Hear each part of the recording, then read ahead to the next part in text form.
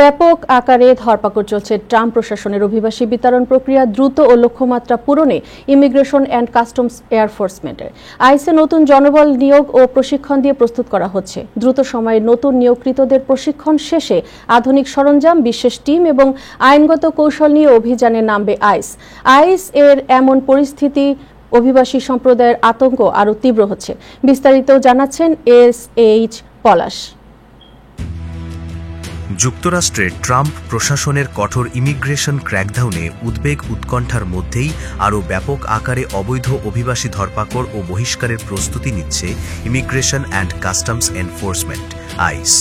President Donald Trump অভিবাসী বহিষ্কার কর্মসূচি বাস্তবায়নে আইসের নতুন জনবল নিয়োগ, প্রশিক্ষণ সহ গ্রেপ্তার প্রক্রিয়া ও যাবতীয় লজিস্টিক ব্যবস্থাপনা সাজানো হচ্ছে জোরে সোরে।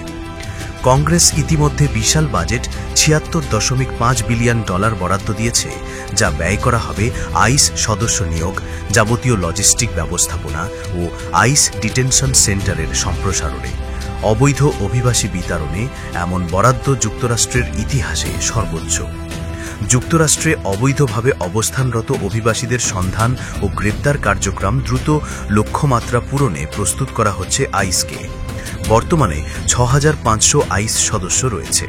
নতুন নিয়োগের ফলে আইস অফিসার সংখ্যা এ বছরের শেষের দিকে দাঁড়াবে ১৬,০০০-এর অধিক। নতুন নিয়োগকৃত অফিসারদের সর্বোচ্চ $৫০,০০০ পর্যন্ত সাইনিং বোনাস দেওয়ার ঘোষণা করা হয়েছে। মাত্র কয়েক মাসে ১,২১,০০০ আবেদন জমা পড়েছে। নতুন অফিসার নিয়োগ ও তাদের দ্রুত প্রশিক্ষণ সম্পন্ন করে অভিযানে নামানো হবে। এছাড়া ঝুঁকিপূর্ণ অভিযানের জন্য আলাদা ব্যাকআপ টিম প্রস্তুত রাখা হবে।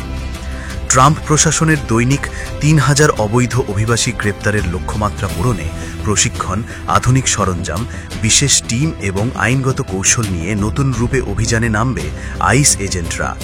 এমন প্রস্তুতিতে অভিবাসনপন্থী বিভিন্ন সংগঠন ও অভিবাসীদের উদ্বেগকে আরও তীব্র করে তুলছে।